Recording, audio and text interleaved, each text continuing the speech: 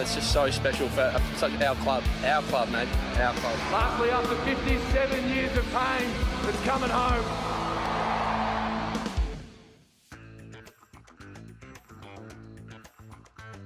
Hey there, TJ here, and welcome to Yeahthedees, where I am going through my round 20 review of our match against Fremantle at our home away from home Optus Stadium in Perth. I always smile when I see this stadium, and I think I will for the rest of my life, because whenever we go to Optus, I just think about winning flags and how good that was. So it's nice to have a smile every time I think about going over to Perth, because Perth was a very horrible place for us once upon a time. But the big news for the week was Angus Brayshaw signing a 6-year contract, which was just another reason to smile. There's plenty of reasons to smile being a Dees fan. And it just shows how good our culture is at the moment, how good it is that Brayshaw is going to be a one-club player. He's going to stick it out with the Dees. He's here till 2028. Christian Petrarca is here till 29, and Oliver's signed until 2030. So that's a really good backbone for the next 6, 7, 8 years. Now, the last time we played this mob, it was at the MCG. Stephen May got knocked out within the first 5-10 minutes. Harrison Petty was out for the third quarter. Christian Petrarca had the flu. We played Luke Dunstan. We were up by 30-something points and then got run over during the third quarter. And, I've been looking forward to this match since, because we didn't really get to play them with a proper backline in. And I wanted to see if Freo were as good as they were against us in the MCG. Are they as good as they have been preaching? Are they the flag mantle that people say they are? No, they're not. But anyway, let's get into the teams. We had a really decent lineup for this game. Plenty of premiership players in. Jake Lever came in for Adam Tomlinson. Jaden Hunt came in for James Harms, with Cade Chandler replacing Toby Bedford as the medi-sub. There was a bit of shuffling around here. Jaden Hunt got brought back and put into the back line, and Angus Brayshaw played in the middle.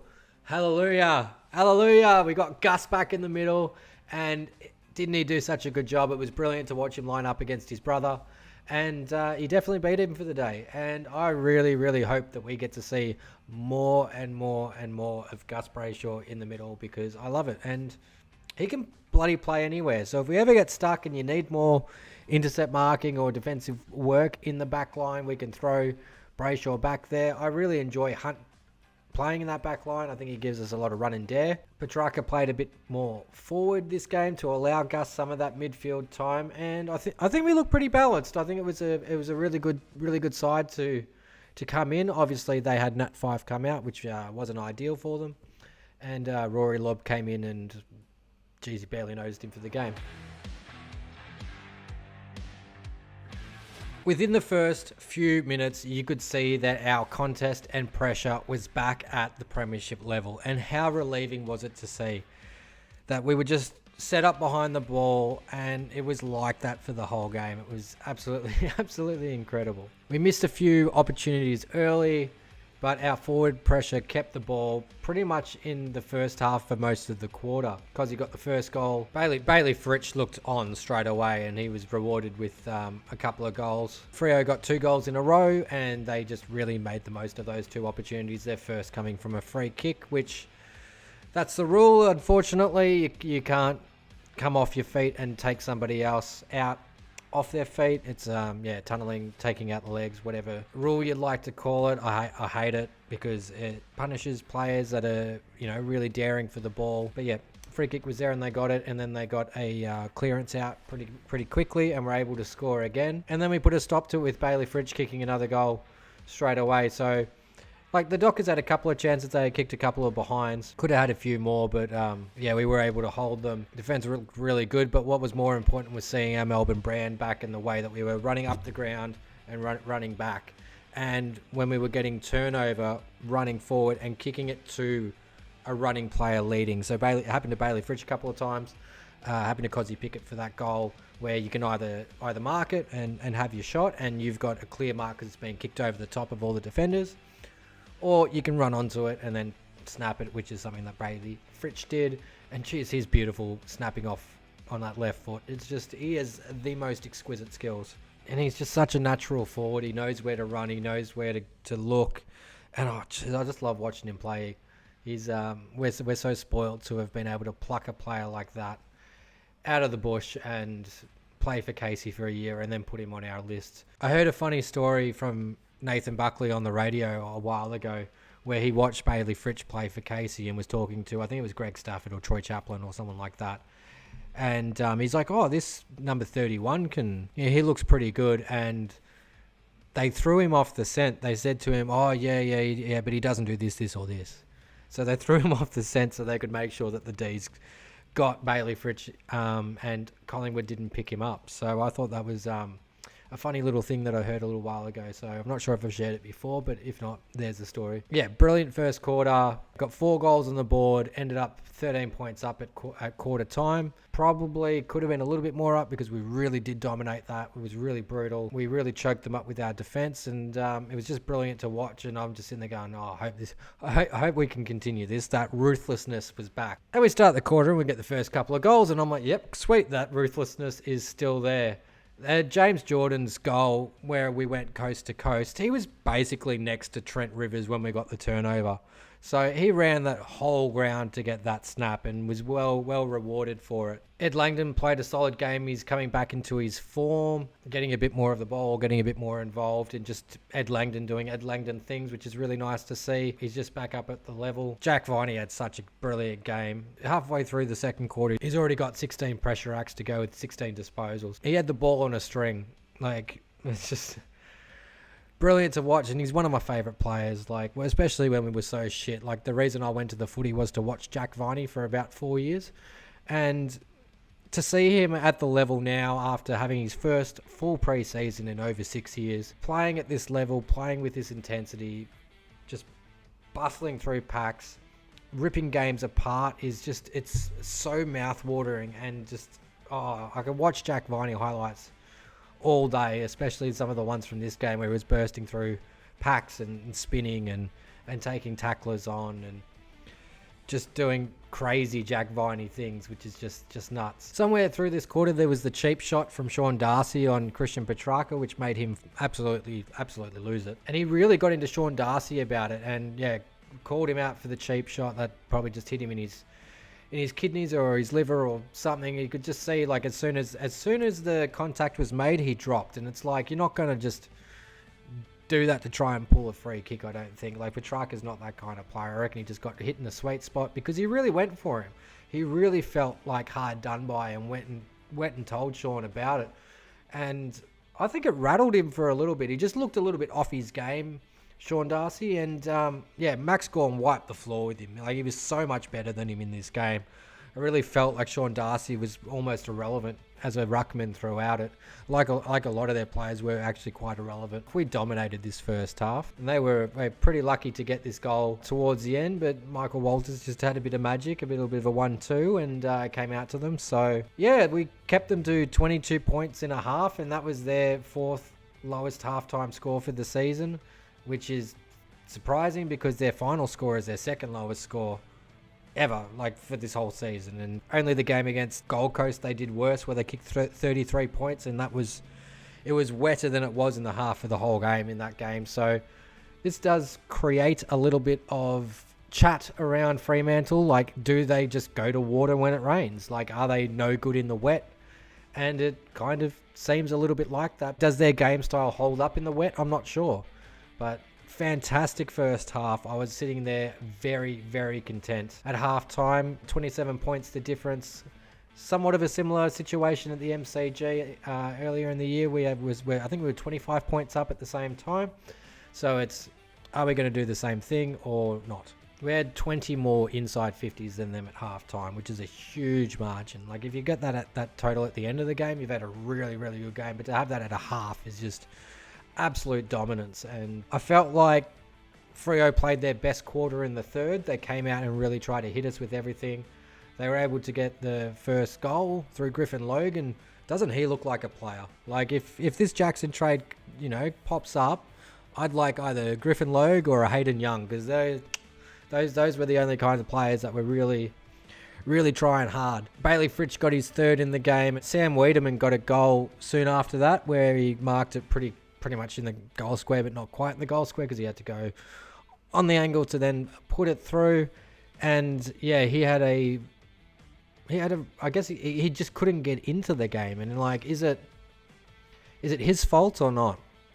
Because he had a few contests. He went up for a few contests but couldn't take any marks. But he had 0 disposals at halftime, and that's what a lot of people focus on, will be the stats and what he actually does. But I felt like he impacted the game a little bit. But he also allowed Bailey Fritsch to play a bit further up the ground, which I thought was quite nice. And I think Sam's just kind of in this no man's land at the moment, and that's probably because we got Luke Jackson, and Luke Jackson's kind of playing that hybrid forward ruck role, which Sam's actually pretty good at. Like when Jackson was out, I thought Sam had a really good game. So if Jackson does decide to leave, would Sam Wiedemann be the most to benefit from that? I would say probably, because then he could just take that Jackson role in the team. He could play less game time and it's not going to affect anything too much. He's still got a contract, so he's going to be with us next year. I think he's someone that we do keep persisting with. I'm not sure why he can't get to the point where he just tears a game apart, and where he does have, many quiet games. But if we're still winning and he's still taking up a good defender and taking them away from other forwards, so the other forwards can mark and kick goals, then that's a job to do as well. Like if the collective is winning and he's playing his role, he doesn't have to be marking and having lots of disposals and kicking goals, but he has to be putting pressure on. He has to be taking a good defender and taking them away from the contest. And, hopefully getting some ruck work in if he can. So wait and see with Sam Wiedemann, but it's not doom and gloom with him yet. Not yet. Like, he's been in the system a long time. He's learnt a lot. It'll flick over at some point. It surely will. We don't want to end up in a situation where it was like Steph Martin, where it was like, oh, you're pretty good, but you're not quite there. We'll give you to Brisbane, and then he becomes one of the best ruckmen in the comp. Like, we don't want to have that happen with Sam Wiedemann, where he ends up going to Collingwood or something, and then ends up kicking bags for years because they're putting it on a platter to him a lot better than what we were, or whatever. Anyway, that's my thoughts about the Wied. Most pressure that Fremantle put on was in this third quarter, and I felt like we withstood it pretty well. We held them to 7 points. They only kicked 1 goal, and we were able to put on 3 goals, 4. So even though they came for us and they tried really hard, we were able to withstand and still extend the lead. Last quarter was sort of much of the same. They only kicked 1 goal again, so they kicked 1 goal in the second, third, and fourth. They kicked 3 goals, 7 if you count rush behinds since quarter time. Great stat here. Clayton Oliver has 21 forward half pressure acts, which is 3 more than anyone else on the ground. So he was getting tagged by James Aish, who had a career high 7 clearances halfway through that fourth quarter as well. Now, James did a pretty good job on him, probably took away maybe 10 to 15 disposals by guarding him that much, but Clayton Oliver then changed his role to put on more pressure, and that's what opened up the game for Jack Viney and Christian Petrarca to really take it by the scruff of the neck. Because Clayton Oliver has learnt how to handle a tag now, but he doesn't handle it in the way where it's like, I'm going to deal with you and get my possessions anyway. He deals with it in a way where it's like, okay, you want to try and take me out, that's fine. Well, I'm going to do all the work to make sure my other 2 teammates pick up what I'm not putting in. And that's what happened on Friday night, and it was just a fantastic job from Clayton Oliver. He's such a smart footballer. Michael Hibberd, 10 intercept possessions. His career high is 13, which he got in 2017. He was All-Australian that year.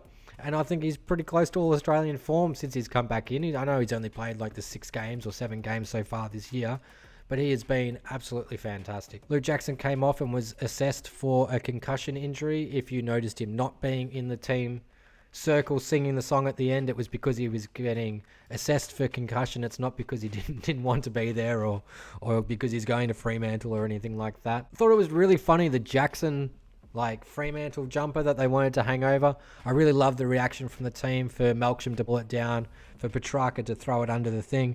And then I've also heard a rumour that it got ripped up after the game. Not sure if that's true or not, but if you know, let me know in the comments. But that was something that I had heard. I love that the team care. I love that the team won't put up with that sort of stuff, and thought, fuck it, I'm going to grab it and pull it down.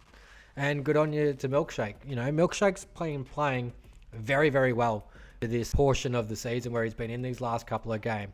He's put on more pressure, he's chased down, tackled, he's usually playing a defensive role on a defender, and he's kicking goals and he's getting score assists and he's using that elite foot of his. So really happy with Jake Melksham at the moment as well. Really happy with this game, running out 46 point winners after, losing to them earlier in the year was very impressive. Them not really having a chance in the game at all. Interesting is that they had plenty of players with plenty of the ball. Will Brodie had 35, David Mundy had 35, Brayshaw 30, James H 28, Hayden Young 26, Luke Ryan and Caleb Sarong 25 each. Like they're really good numbers, but what the hell did they do with it? Not a lot, and they just weren't damaging with it at all. Where Jack Viney had 33, Christian Petrarca had 30, and then everyone else is 28 or lower. And how much more of an impact did they have? Michael Hibberd, 16 disposals, huge impact. Stephen May, 13 disposals, huge impact. Jaden Hunt, 12 disposals, huge impact. Cosy Pickett, 12 disposals, kicked 3 goals too. Jakey Melksham, 1 goal, 3 off 11 disposals. Jake Lever, 11 disposals. Harrison Petty, 9 disposals. Alex Neil-Bullen, probably one of our most important players, only had 7 disposals. The impact was there. The impact was there throughout the whole game. Brayshaw won the metres gained count. Jack Viney, second, 5.23. Michael Hibberd just playing another unreal game. He had 10 intercepts. Brayshaw 9. Langdon and Lever with 8. Stephen May with 7. Brayshaw with 9 inside 50s. Gorn with 7. Petrarca with 7. Gorn was a bit more back to his best. He's been very obviously hampered the previous weeks, but he looked a little bit better this week. Christian Petrarca with 10 score involvements. Jack Viney with 9. Angus, Max and Melksham and Pickett with 7 each. Jake Lever with 4 intercept marks. And a lot of them at crucial times too. So Fremantle had more disposals. I think a lot of that was from them trying to chip around and sort of work out where to go, because we were able to choke them up so much and hold them. And it's, when the opposition has got the ball and they look up and they don't know where to go and they go sideways, Melbourne's playing their game. We're doing some good stuff.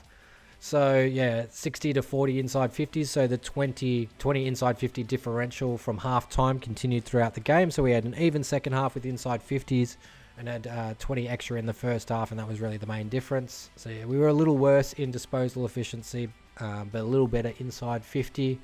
Thought the umpiring was pretty good. They probably let a bunch go. So probably about 4 or 5 free kicks either way that probably could have been called, but overall, nothing too bad, nothing that was going to affect the outcome. We won clearances by 1, but got beaten in centre clearances, but I feel like our centre clearances were a lot more damaging. They only had the 1 goal from centre clearances that I can remember. It was good to see our contest work back up at the level. Tackles almost even, tackles inside 50 up. We had a very low number. I think we had 0 the week before actually, or a very low number. So that's a much better improvement. Our average is 11. And it was 4 above that, so that's good. That's helping keep the ball inside 50. Basically, some interesting stats that are: we are 6 wins, 0 losses interstate in 2022. We haven't lost outside of Victoria yet, and that's our 11th interstate win in a row. So that's 11 wins outside of Melbourne in a row. So that's a really good statistic from any team to be able to do that interstate. So yeah, just a great game. In the end, it was 25 scoring shots to 14. We had 20 more inside 50s, 25 more contested possessions. We beat them by more than they scored, and that's the difference. So let's get into the coaches' votes for this game. Jack Viney got the perfect 10 from the 2 coaches. Christian Petrarca with 8, Angus Brayshaw 5, Stephen May 3, James H 2, David Mundy and Bailey Fritsch with 1 each. So that means that the coaches would have seen it like this, fairly similar up the top. Jack Viney and Christian Petrarca getting 5 and 4 votes each. Stephen May and Angus Brayshaw getting 3 from each of the coaches. Angus Brayshaw and James H getting 2 from each of the coaches. And then Bailey Fritsch and David Mundy with a vote each. On to my votes now, and I gave 1 vote to Ed Langdon. Felt like it was a good return to form. He was a great link-up player. Did some very important things around the ground. Gave 2 votes to Bailey Fritsch. I felt his 3 goals were very important. Gave 3 votes to Jake Lever. I know Stephen May had a bit more of a ball this game, but I felt like Jake Lever's intercept marks were at very crucial times in the game. So I gave him the most votes out of a defender for the importance of his impact. Gave 4 votes to Gus Brayshaw, who was in the middle for the first time this year and had a fantastic game. Beat his brother and just really helped set everything up with one of his partners in crime, who I gave the 5 votes to, Christian Petrarca. He was clearly the second best player on the game, helped open things up for us, had some brilliant field kicking and played a bit more forward, and that allowed for Jack Viney to have one of the best games of his career, so he gets the 6 votes. So that puts Christian Petrarca back on top with 55 votes on my leaderboard. Clayton Oliver is second with 53. Angus Brayshaw and Jack Viney are 10 behind the two above them with 45 and 43.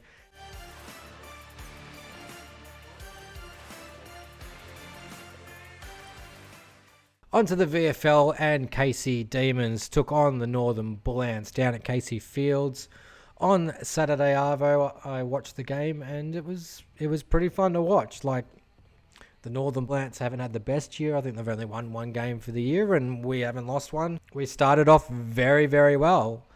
Mitch Brown, Bailey Laurie, Mitch White, Jacob Van Rooyen, Toby Bedford and Luke Dunstan all got on the board in the first quarter. It was a bit more of a arm wrestle throughout the middle. The Bull Ants were able to kick 4 goals in the second. This is because of the wind at Casey. So we got the wind in the first quarter. They had the wind in the second. We had the wind in the third. They had the wind in the fourth. So it was a bit more of an arm wrestle through this middle, but we were still able to break away and get some goals. Cade Chandler, Jacob Van Rooyen, Cade Chandler again, Jacob Van Rooyen again, Jacob Van Rooyen for a fourth time, and Mitch Brown, and then Jacob gets his 5th goal in the fourth quarter. So even though they had the wind, we were still able to get on top and get a few more goals. So Casey is still undefeated, which is fantastic. Jacob Van Rooyen kicked 5 goals. Luke Dunstan was best on ground. He basically got leather poisoning. He had 41 touches and 2 goals. Bedford and Chandler combined for 5 goals between them. So that's the small forwards doing their role, which was pretty good. Big thing I noticed was Joel Smith played forward. He had some nice moments, didn't get on the board, but he had some nice moments. Could he be getting trained in the Tom McDonald role? Not sure, but that's what I was thinking when I'm like, oh, he's playing forward. I'm like, he's got the attributes to play like Tom McDonald, like he does. And like for me, I panic with him in the back line. I really do, because I just think he just doesn't have the decision making that a Petty or a Tomlinson or a Lever or a May quite have. He's a bit more of a volatile player, a bit more Frost-like, as in like, yeah, he's super, but you just don't know what you're going to get, and it could all implode at any moment. We have a very strong defense in our AFL and a very strong defense in our VFL. So the VFL backline was Adam Tomlinson, Disco Turner, Jake Bowie, who could all easily play in the AFL. And then they were helped out with by Corey Ellison and Matthew Buntine, who used to play at GWS. Well, that's a strong back 5 that can handle probably any forward line in the VFL. Like it's very, very solid. So we've already got enough stock back there, and our forward line's not doing too well. So I think throwing Joel Smith in this role could produce some fruits. So we shall see. But yeah, if you get a chance, go watch all the goals. There's quite a few fun ones in there. But yeah, JVR looking really good. He's a really nice forward, got some great forward craft. Some of these goals were team goals that he got. Like, not all of them are because he did something amazing, but he still played his role and still did his part. I think he's learning a lot from Mitch Brown into how to position himself and sort of move and do all that sort of thing. Onto the ladder, and we're still sitting second. So still doing well. Still got a home final at this point. Collingwood are coming. They've won 10 games in a row, 9 of them by under 12 points, which is absurd. To have a percentage of 106 and sit in third is just, it's mind-boggling. I don't understand it. Really looking forward to Friday's game. I think our team is in a much better spot than what it was earlier in the year for Queen's birthday. Like that, we weren't really in the best spot. We had no Stephen May. Harrison Petty came off for a little bit during that game as well. So we weren't as stocked in the defence as we were. So we've now won 4 out of the last 6, which is a lot nicer to say. You can say our form's coming back together. We got Collingwood, Carlton and Brisbane. I still think we're going to win at least 2 out of 3 of these, and I'm quite confident that we can probably get 3 out of 3 of them now. I think Taylor Adams is done for the year at Collingwood, which is a big loss for them. I think that's really, really going to hurt them. Other interesting games for this round to watch: Geelong versus St Kilda. So that's, if St Kilda want to play finals, they got to beat Geelong. So we'll see what St Kilda turns up. and whether Dan Hanbury is the answer. Carlton and Brisbane face each other, which is another very interesting mix. Carlton have just gone completely off the boil. They're 12-7 after being 10-2 or 10-3. So they've just dropped off completely, along with St Kilda in the second half of this year.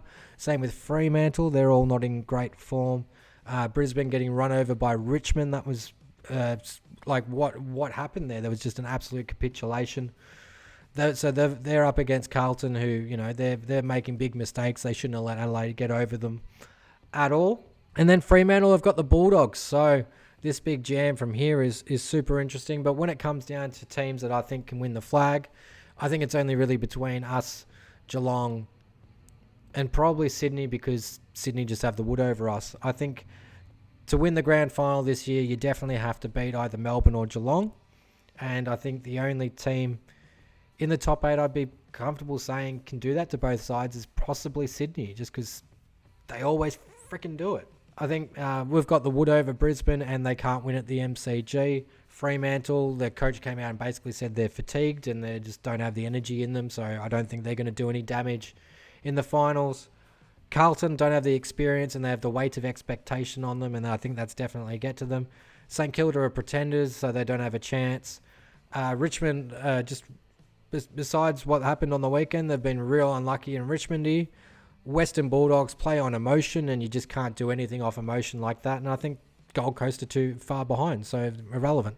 So that's my thoughts on round 20 of the AFL season and our game against Fremantle. Please let me know your thoughts in the comments below about the game. How do you think we're going to go against Collingwood this week? I think we'll be just fine. Thank you for watching. Yeah, the Dees.